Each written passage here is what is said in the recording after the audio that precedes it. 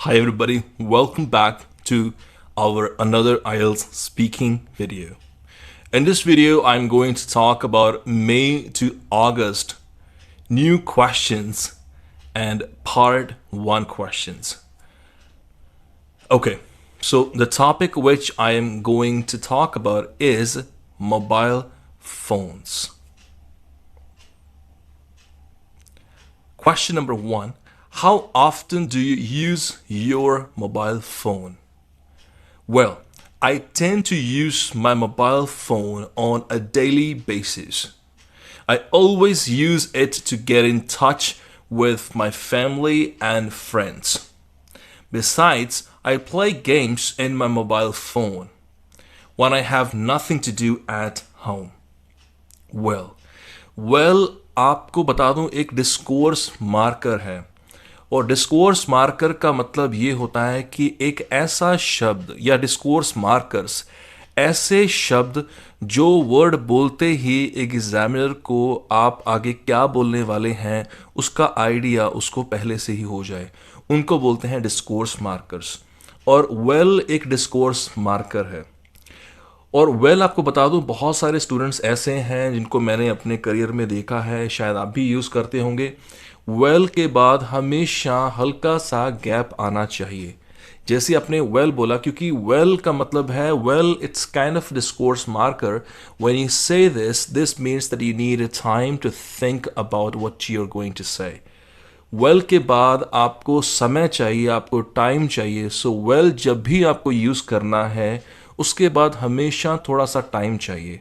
जैसे इस तरीके से आपको नहीं बोलना well I tend to use, no,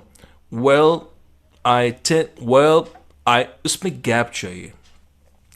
I tend to आप यूज़ करने की ज़रूर कोशिश करें अपनी आइलेट्स स्पीकिंग में, क्योंकि आई टेंड टू का मतलब है जो चीज़ आप अक्सर करते हैं, जैसे यूजुअली, ऑफनली, जहाँ पर आपको बोलना है आई टेंड टू, जो काम आप अक्सर करते हैं। जैसे अगर आपको बोलना हो कि मैं अक्सर सुबह 6 बजे उठती हूँ या उठता हूँ, I tend to wake up at 6 a.m. I tend to use my mobile phone on a daily basis. Daily basis means हर रोज लगभग मैं अपना फ़ोन यूज़ करता हूँ या करती हूँ। I always use it to get in touch with my family and friends. मैं हमेशा अपना फ़ोन यूज़ करता हूँ ताकि मैं get in touch means touch में रह सकूँ अपनी फैमिली और फ्रेंड्स के साथ। बिसाइड्स का मतलब है और इसके साथ साथ I play games in my mobile phone when I have nothing to do at home. Means जब मेरे पास कुछ भी करने के लिए नहीं होता है, so then I also play games. हो सकता है आप भी खेलते हो। Question number 2, can you describe your mobile phone? एक चीज़ मैं आपको क्लियर करना चाहूँगा आइलेट्स स्पीकिंग में, ज़रा ध्यान से सुनिएगा। बहुत सारे स्टूडेंट्स ऐसे मैंने देखे हैं और बहुत सारे टीचर्स भी ऐसे देखे हैं जो टीच करते हैं और बोलते हैं कि हर चीज़ का आंसर आपको देना ही देना है। ऐसा नहीं है, क्योंकि आइलेट्स स्पीकिंग में ये ज़रूरी नहीं है कि हर चीज़ का आंसर आपको पता ही हो। ये भी हो सकता है, इस चीज़ को बड़ा ध्यान से सुनिएगा, ये भी हो सकता है कि आप बोल सकते हैं कि सर इस चीज़ के बारे में मुझे नहीं पता, लेकिन मुझे लगता है ये इस चीज़ में ये चीज़ होती है या ये चीज़ ऐसी हो सकती है, शायद हो सकती है।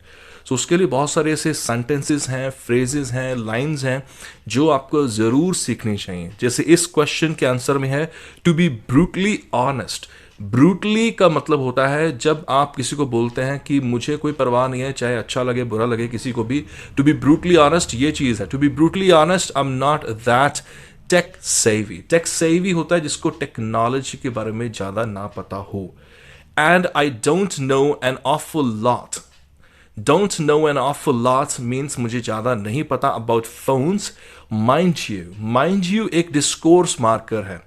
Mind you आप बट की जगह पर यूज़ जरूर करें अपनी आइलेट्स स्पीकिंग में। ट्रस्ट मी, माइंड यू बहुत ज़्यादा इम्प्रेसिव है और सिंपल बट आपको यूज़ नहीं करना चाहिए। बट की जगह पर आप यूज़ कर सकते हैं that being said, that said, having said that, however, nevertheless और mind you। इनफॉर्मल है लेकिन स्पीकिंग के लिए it's really fantastic. Let me explain in layman's terms. Layman's terms होती है कि मुझे सिंपल भाषा में बताने दो। जैसे मुझे टेक्नोलॉजी वाली लैंग्वेज नहीं आती है कि उसमें क्या होता है क्या नहीं है, मैं सिंपल बता सकता हूँ कि इसमें ये है जो मुझे normal like which I know in English, जो मुझे इंग्लिश में मैं एक्सप्लेन कर सकता हूँ, मुझे ज़्यादा इसके बारे में नॉलेज नहीं है। It has got an awesome camera, means इसके अंदर एक ऑसम कैमरा है, and has a stunning quality. Stunning means बहुत बढ़िया क्वालिटी है। That's the one thing I like to mention about my phone. ये सिर्फ एक ही चीज़ है जो मैं मेंशन कर सकता हूँ। अब इस आंसर में ये नहीं है कि एग्जामिनर बोलेगा नहीं नहीं पूरा आपने डिस्क्राइब क्यों नहीं किया अपने फ़ोन को, नहीं पता, मुझे नहीं पता, बट मैंने इंग्लिश में आंसर दिया है। जो आपने चीज़ पूछी मैंने उसके बारे में थोड़ा सा बताया, और मैंने आपको पहले बताया है सर मुझे ज़्यादा नहीं पता, टू बी ब्रूटली ऑनेस्ट। चाहे आप गुस्सा करो, चाहे आप पंजाबी च कहना तू जो मर्जी सोची जा, मेनू नहीं पता यार, to be brutally honest, that's clear right. So to be brutally honest बहुत ही ब्यूटीफुल फ्रेज है। इसके अलावा और बहुत कुछ है सीखने के लिए। अपनी जो नेक्स्ट वीडियोस होंगी मैं उसमें अब मैं कोशिश करूंगा almost every day you will have my videos for May to August speaking topics definitely, so please don't miss my upcoming videos. Question number 3, what was your first mobile phone? आपका पहला phone कौन सा था? यहां पर है, मैंने जो शुरुआत की है यहां पर ये एक थिंकिंग साउंड है, thinking sound.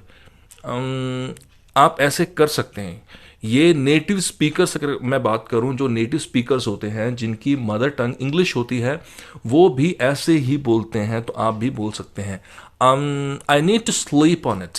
Sleep on it एक फ्रेज है। स्लीप ऑन इट का मतलब होता है मुझे इस चीज़ के बारे में थोड़ा सा सोचना पड़ेगा, थोड़ा सा मुझे ज़्यादा सोचना पड़ेगा इस चीज़ के बारे में।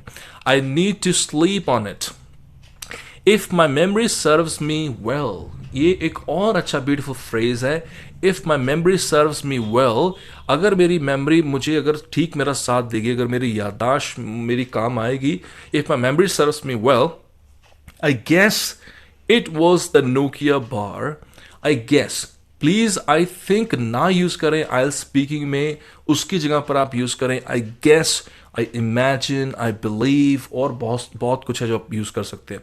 It was the Nokia bar which was gifted, passive sentence है, जो गिफ्ट किया गया था बाय माई फादर।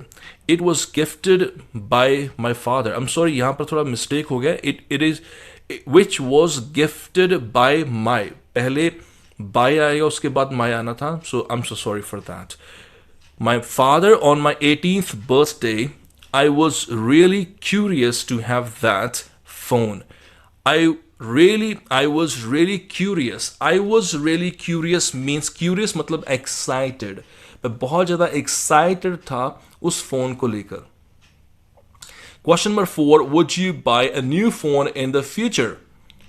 Yes कहने के बहुत सारे impressive तरीके हैं, उनमें से ये एक तरीका है। Oh, absolutely yes. This is because my current phone is outdated. Outdated. एक प्रोनाउंसिएशन छोटी सी चीज़ आपको बताना चाहूँगा। अगर आपने मेरी पहले वीडियोस देखी हैं तो मैं आपको बता दूं कि मैं काफ़ी बार इस प्रोनाउंसिएशन की बात करता हूँ। जब भी ईडी आता है किसी भी वर्ड में, और ईडी से पहले जब टी हो, या जैसे यहाँ पर है आउटडेटेड, तो उसकी प्रोनाउंसिएशन होती है इड, इड, आउटडेटेड, टिड। आउटडेटेड नहीं होता, जैसे सेलिब्रेटेड नहीं होता, सेलिब्रेटेड, सेलिब्रेटेड, टिड, टिड जिमें आप पंजाबी च टिड कहने, टिड, टिड, right. Adjusted, right. Located, located, located, वैसे ही यहां पर है outdated. I am planning to buy iPhone 11। I am planning present continuous.